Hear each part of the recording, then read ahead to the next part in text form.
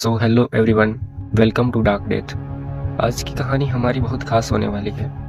ये कहानी है ऐसे चोरों की जो चोरियां करते हैं, जिसमें बहुत सी परेशानियां उनके जीवन में आती है, जो कि आगे हम देखेंगे। कहानी की शुरुआत में हमें वुल्फ और मिस्टर स्नेक को दिखाया जाता है। वुल्फ उन सभी चोरों का लीडर है। ये लोग बहुत सी चोरियां करते हैं, जिसकी वजह से शहर के अंदर इनका आतंक फैला हुआ है। इसके बाद हमें इनके बाकी साथी देखने को मिलते हैं। ये है टेरेंचुला, जो एक कंप्यूटर हैकर है। उसके बाद है शार्क और पिराना। वो इस बार एक बैंक लूटते हैं, जहां पर शहर की पुलिस उनका पीछा करती है, पर वे सभी वहां से बच के निकल जाते हैं। ये सभी अपनी जगह पर पहुंचते हैं, जहां पर उनका सारा खजाना हमें देखने को मिलता है। आज स्नेक का बर्थडे है, तब सभी दोस्त मिलकर स्नेक का बर्थडे मनाते हैं। वो सब टीवी पर फॉक्सी को देखते हैं। वो कहती है कि ये बैड गाइस से डरने की कोई ज़रूरत नहीं है और वे लोग हमारा कुछ नहीं कर सकते हैं। वे सब जल्द ही पकड़ में आ जाएंगे। ये सब सुनकर वुल्फ और उसके दोस्त बहुत गुस्सा होते हैं। फॉक्सी कहती है कि हमारे शहर के सबसे सीनियर सिटीजन को अब ये गोल्डन फिश अवार्ड दिया जाएगा। वुल्फ सबको कहता है कि इस बार हम गोल्डन फिश अवार्ड को चुरा लेंगे। स्नेक मना करता है।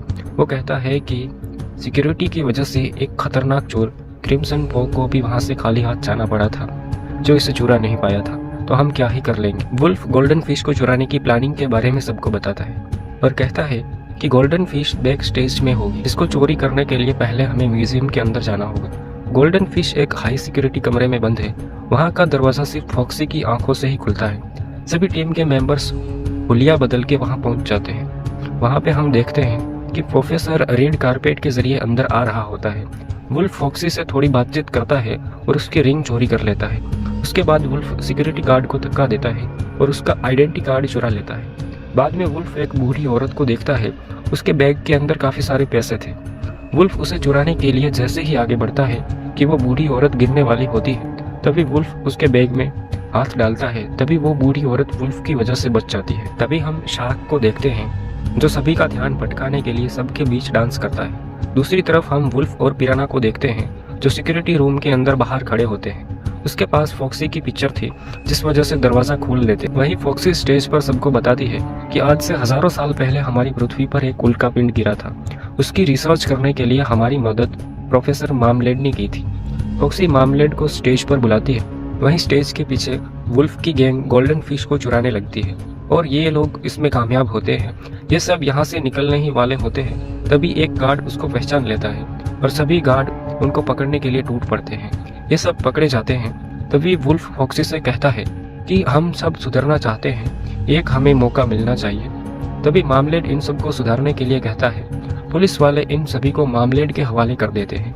उसके बाद हम देखते हैं कि प्रोफेसर उनकी ट्रेनिंग स्टार्ट कर देता है, पर ये लोग सुधरने का नाम ही नहीं लेते। प्रोफेसर इनसे तंग आकर इन सबको दूसरा काम देता है और कहता है कि एक जगह पर मेरे जैसे बहुत से गिनी पिग्स है, जहाँ उनके ऊपर बहुत से एक्सपेरिमेंट चल रहे हैं। तुम्हें वहां पर जाना है।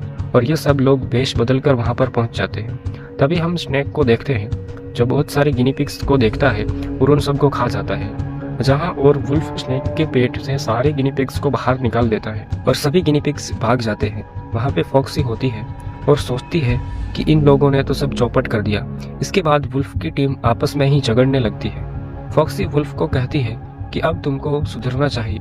वुल्फ को भी उसकी बात पसंद आने लगती है। एक रात के समय वुल्फ रूम के बाहर आता है। तभी वो देखता है कि एक पेड़ के ऊपर एक बिल्ली होती है, जिसको वुल्फ पेड़ से नीचे उतारता है। तभी प्रोफेसर उसकी वीडियो बना लेता है और वो वीडियो वायरल हो जाती है। लोगों को लगने लगता है कि बैड गाइस बुरे नहीं है। जहां स्नेक वुल्फ को कहता है कि तुम ये नाटक कब तक करोगे।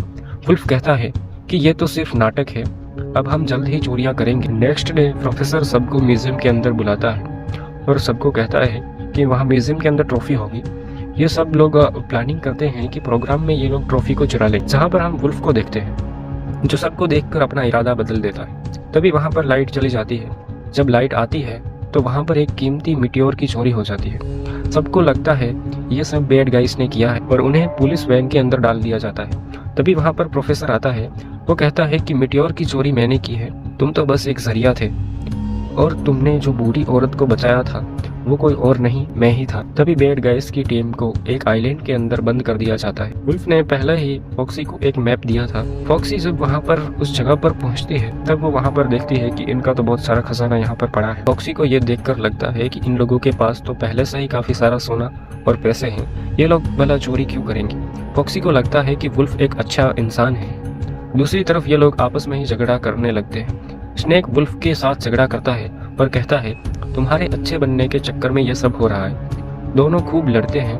बाद में पुलिस वाले इनको अलग करने की कोशिश करते। तभी यहाँ पे कोई आता है और पुलिस वालों को जेल के अंदर बंद कर देता है। बाद में पता चलता है कि ये तो फॉक्सी है।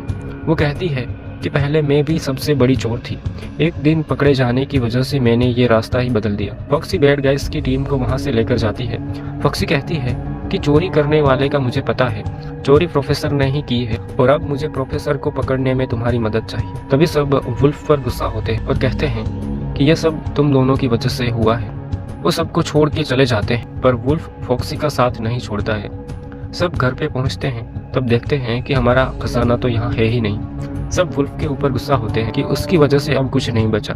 तभी प्रोफेसर को हम देखते हैं जो मीटियोर की पावर से सभी गिनी पिग्स को कंट्रोल कर लेता है और उनसे चोरियां करवाता है। फॉक्सी और वुल्फ गोल्डन फिश को चोरी करने जाते हैं, तभी वो पकड़े जाते हैं। बैड गाइस की टीम इनको छुड़ाती है और स्नेक को प्रोफेसर ने कंट्रोल कर लिया था। बाद में ये लोग मीटियोर को लेके भागते हैं। सभी मीटियोर को पुलिस के हवाले करने की बात करते हैं। वुल्फ कहता है हमारे दोस्त के बिना हम यहाँ से नहीं जाएंगे। यहाँ पे हम देखते हैं कि स्नेक प्रोफेसर के पास हेलीकॉप्टर में था। वुल्फ स्नेक को कहता है कि वापस आ जाओ स्नेक।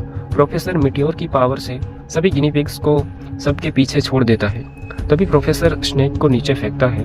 तभी इनकी कार नीचे गिरती है और ब्लास्ट हो जाती है। प्रोफेसर की पावर खत्म हो जाती है। तब सभी गिनी पिग्स भाग जाते हैं। तभी हेलीकॉप्टर नीचे गिरता है और पुलिस आ जाती है। पुलिस बैड गाइस को अरेस्ट करने लगती है। तभी फॉक्सी कहती है कि ये सब प्रोफेसर ने किया है। बैड गाइस सरेंडर करते हैं और प्रोफेसर इंटरव्यू देते हुए कहता है कि मैं ना होता तो ये लोग मीटियोर को बर्बाद कर देते। बाद में पता चलता है कि मीटियोर नकली है, वो तो सिर्फ एआई सिस्टम से चल रहा था। ये सब स्नेक ने किया था। प्रोफेसर और बैड गाइस को अरेस्ट कर लिया जाता है। 1 साल बाद सब लोग जेल से छूटते हैं और फॉक्सी से मिलते हैं और ये लोग अपनी नई जिंदगी शुरू करते हैं। तो इसी के साथ हमारी कहानी यहीं पे खत्म होती है।